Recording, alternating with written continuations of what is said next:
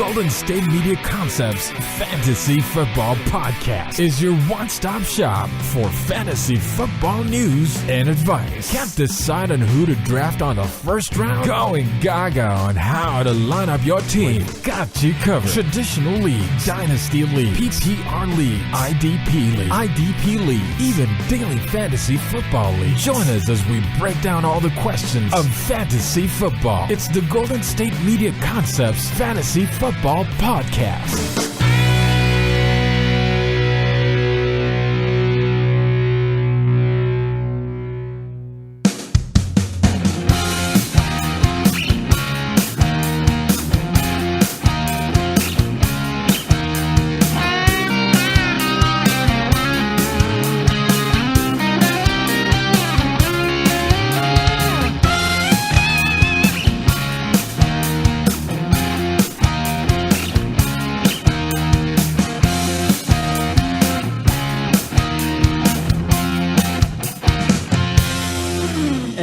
Welcome to the Golden State Media Concepts Fantasy Football Podcast, where we discuss everything in the world of fantasy football. As always, I'm your host, Jeremiah, and we're back again for another action-packed episode for you guys today.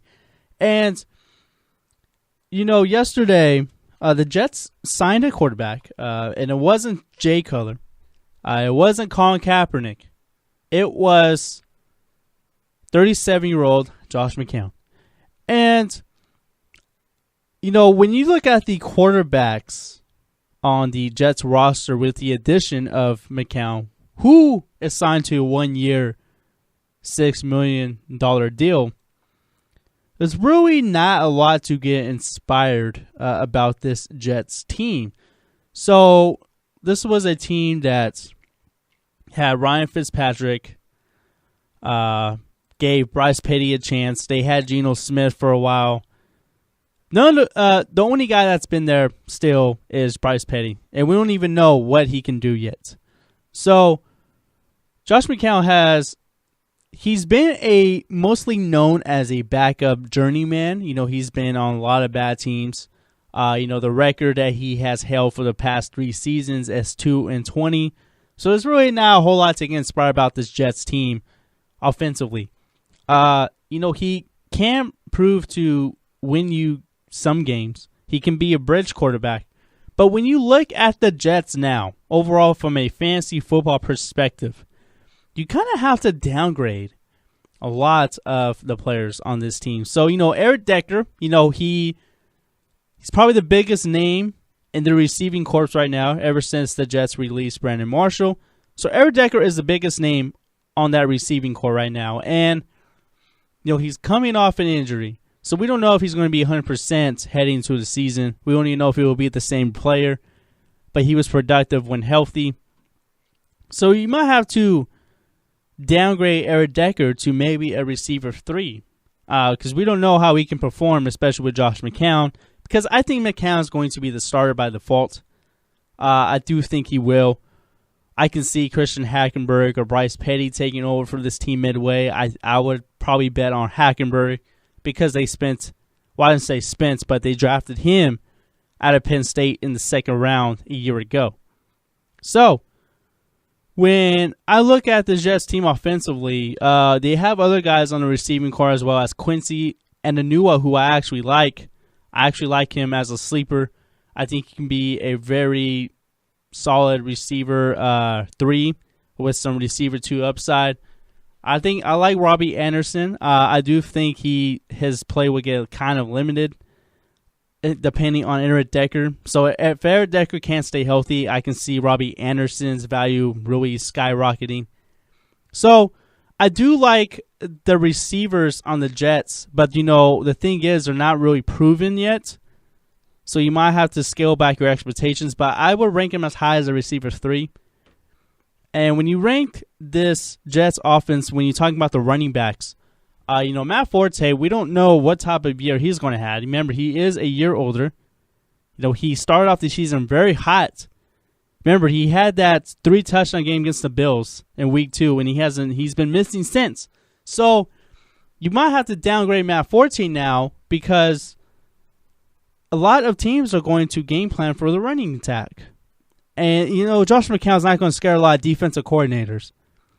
He's just not going to scare him. So the Jets are probably going to rely more heavily on the running game. So Matt Forte and his value could be really high at that point, but when that's all you're going to do on your offense, you might have to be a little concerned as well. And Matt Forte is in his 30s. I think he's heading to 31, 32 right now. So you might have to treat him as an RB2 with RB1 upside. And Bilal Powell, I do think he can be the guy to take over the running back position midway. So you can probably treat him as an RB3, RB2 right now. But he is a sleeper this year. We've seen him perform in a couple games, in a couple starts last season, and I liked what I saw.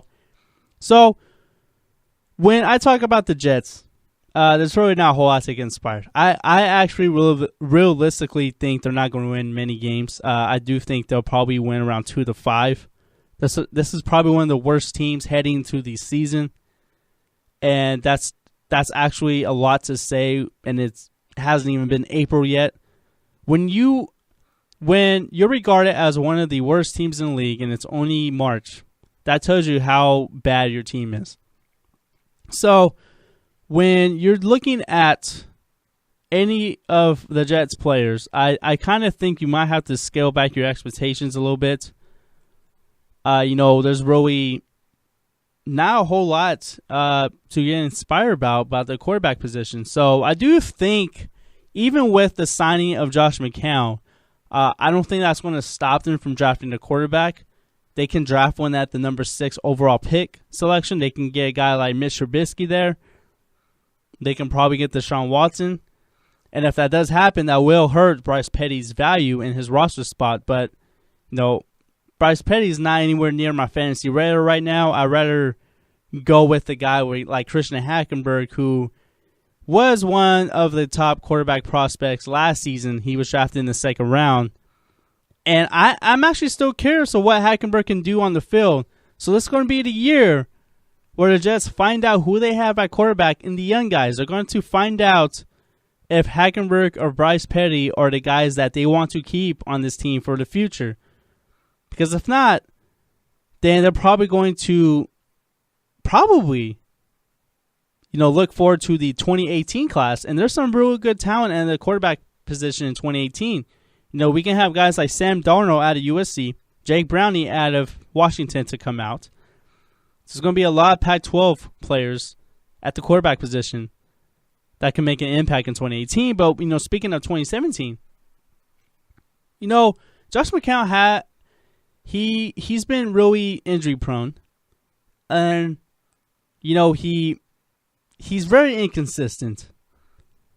And, McCown is a bridge quarterback at best. I think he'll be a short bridge. And, I don't think he's going to win a whole lot of games for this team. He does have a 2-20 record over the past 3 years. But, with McCown, I do think that it will potentially hurt the Jets players' fantasy value. So I do think right now it's going to be tough to own any player in the Jets organization in your fantasy team.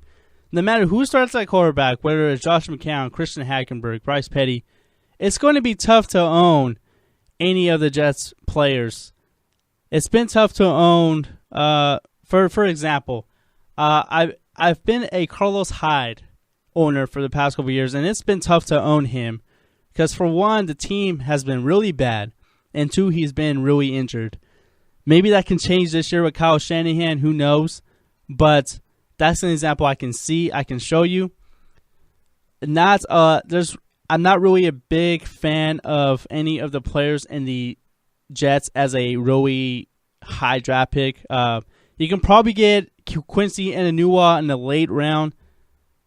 He can probably fit that at best. I think he's best suited on your bench for now if you draft him. Matt Forte, he could probably go in the middle rounds, but I will have to scale back your expectations. I'm not really high on Forte because he is over the age of 30. I'd rather take a flyer on Bilal Powell later in the draft, as a potential sleeper and have him on your bench. Because, Matt Forte has been shown he is injury prone as well. So it's going to be really interesting to see what the Jets do in the draft and what they do in the rest of free agency. And, it'd be interesting to see where guys like Jay Cutler and Colin Kaepernick go after the Jets sign Josh McCown. Well, speaking of Cutler and Kaepernick, after the break, I'm going to discuss those two guys, and I'm also going to talk about Tony Romo and why is he still on the Cowboys and what he can do for the Houston Texans fantasy-wise. So I will discuss those three gentlemen when I get back to the Going to Me Concepts Fantasy Football Podcast. Check out the show that's built on the MMA, from the UFC to extreme cage fighting. They got the fights covered. Check out the GSMC MMA podcast. Get the latest news on past or upcoming fights. Join us as we talk to and about some of the biggest names in the MMA, past, present, and future. When it's the fight game, there's just one show to check out. GSMCpodcast.com/MMA-podcast. Don't forget to like them on Facebook and follow them on Twitter. Visit GSMCpodcast.com for more info.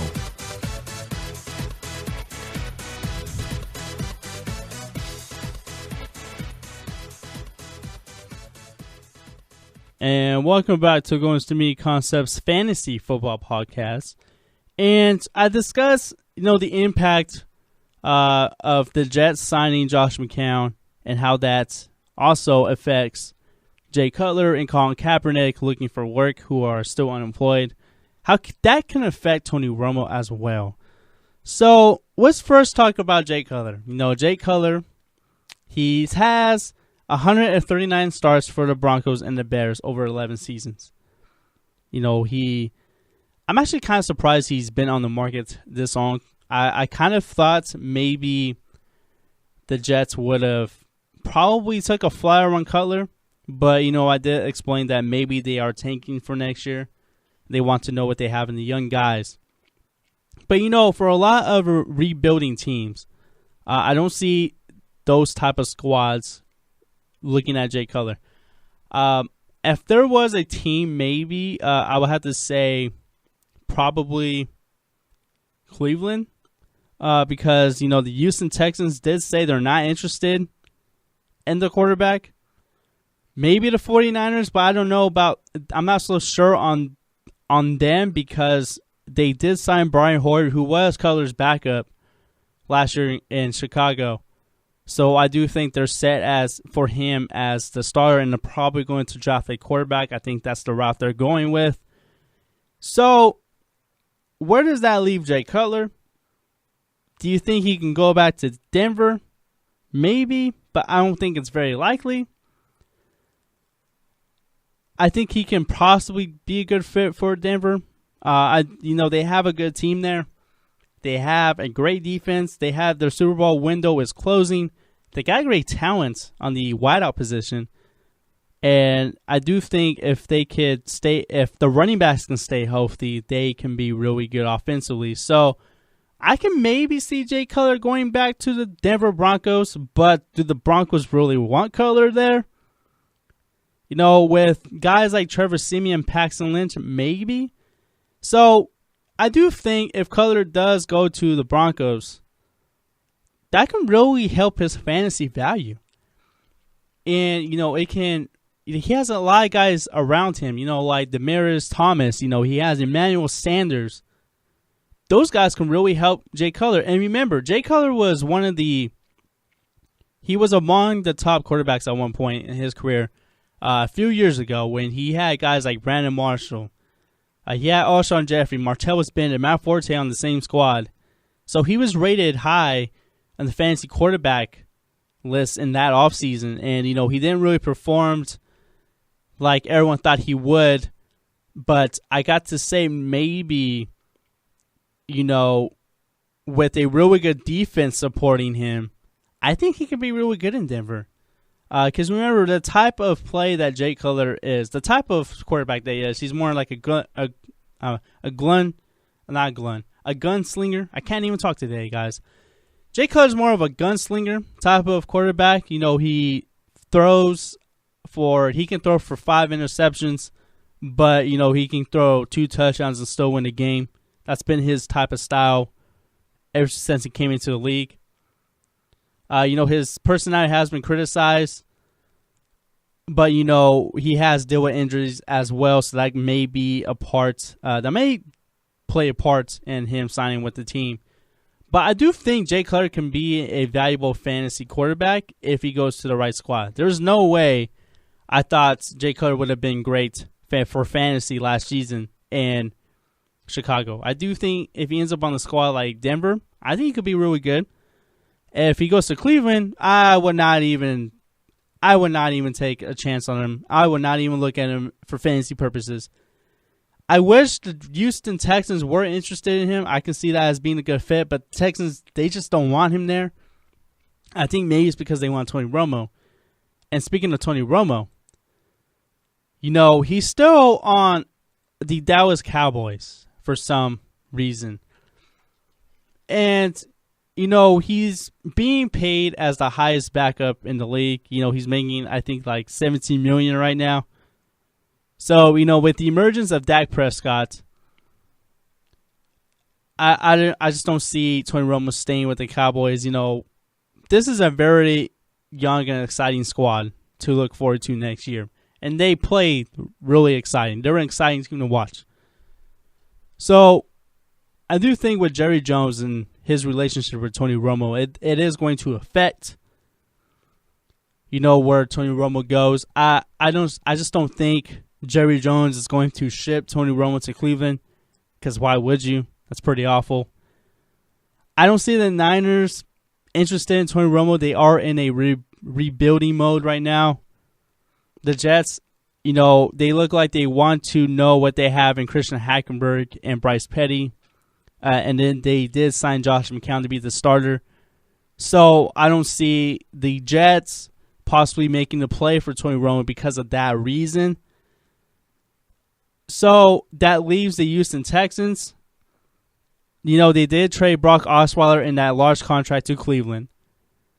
And, Cleveland, they're still trying to find a trade partner. And Brock Osweiler is still a member of the Browns. So there's still that too. But talking about Tony Romo here, I think Houston's the best realistic spot for him right now, because really they only have Tom Savage at quarterback. And they have won the division with defense, so they can do it again. But honestly, I think if they had a very reliable quarterback, this team can win now. So if Tony Romo were to go to Houston, it would boost a whole lot of players' fantasy value. I think DeAndre Hopkins can be a top 5 receiver again if Tony Romo was there. I really do. He can even make CJ Fedorowicz relevant as well. And we all know how Brock Osweiler loved throwing it to CJ Fedorowicz instead of DeAndre Hopkins. I think Tony Romo can get a little bit more players involved, and it can get the other receivers involved as well on that team. Will Fuller, he can be a really good fantasy receiver if Tony Romo was there. But I'm guaranteeing you this. If Tony Romo is on the Houston Texans in 2017, DeAndre Hopkins, I think, can be a top 5 fantasy receiver. I think he can do that again because DeAndre Hopkins is still young enough. He just played with an awful quarterback last year. And, that can, with Tony Romo at quarterback, that can boost up the running game. And Lamar Miller can be even more valuable as well. He took over the workhorse role of the team. And I think he can even be even better with Tony Romo at quarterback, because teams will have to worry about the passing game instead of just the running game. And with a good defense backing you, I think Tony Romo can be a top 10, top 15 fantasy quarterback. If everything goes right, if Tony Romo stays healthy, I think he can be that high of a quarterback in fantasy. He can be top 10, top 15 at best. And there is one other notable big-name quarterback, and his name is big for several reasons. But that is Colin Kaepernick. He did opt out of his contract a couple weeks ago with the San Francisco 49ers. He is still looking for work. I'm surprised that a lot of teams haven't been interested in him, even in a backup role. And, the market has been cold for several reasons. Maybe that's because a lot of NFL GMs do actually hate Kaepernick for his political stance in August. But when you're talking about Colin Kaepernick as a football player, he actually wasn't that bad. He had 16 touchdowns and 4 interceptions, his best touchdown and interception ratio in his career. He did have a lot of good games against the Saints. He had a great game against the Dolphins. In the first half, he's been really great. I think his average of pass yards attempt is 8.8 in the first half. That was probably the best in the NFL, and I do think his second half was among the worst, and it was 5.5. So, Colin Kaepernick is the guy that can really get you going, and I do think if he had a better team around him, I do think he can sustain that success he has early on in games. So, I really thought Denver would have been a really good spot for him, but it looks like John Elway, he did go to Trump's inauguration, so I don't see that happening. Woody Johnson, the owner of the Jets, is a GOP supporter. So, I can honestly see Colin Kaepernick go to Cleveland. I actually would like to see that from a fantasy perspective because, that team's always going to be down in games. I think Kaepernick could potentially give you a lot of garbage points, especially with the receivers they have there. They got Corey Coleman. I do think they're going to draft another receiver. Josh Gordon, he could be back, but I don't know if he can play at the same level. But I do think Colin Kaepernick could be a really good fantasy quarterback if he's on the right team. So it'll be interesting to see where these three guys go when the season starts. I think we'll get a better idea where these guys will be at after the draft. So we will talk about that then. But I'm going to take my second break, and when I get back, I'm going to discuss Marshawn Lynch and Adrian Peterson when I get back to the Going to Meet Concepts Fantasy Football Podcast. Are you looking for the very best NFL and college football podcast? Then check out the GSMC Football Podcast. Get the latest football news both on and off the field. From the NFL Draft to trades to the rumor mill to the NFL Combines, they got you covered. That's GSMCpodcast.com/football-podcast. Get updates on college rivalries, game day insights, and much, much more. It's football talk the way you want it. This show eats, sleeps, and breathes football. Don't forget to like them on Facebook and follow them on Twitter. Visit GSMCpodcast.com for more info.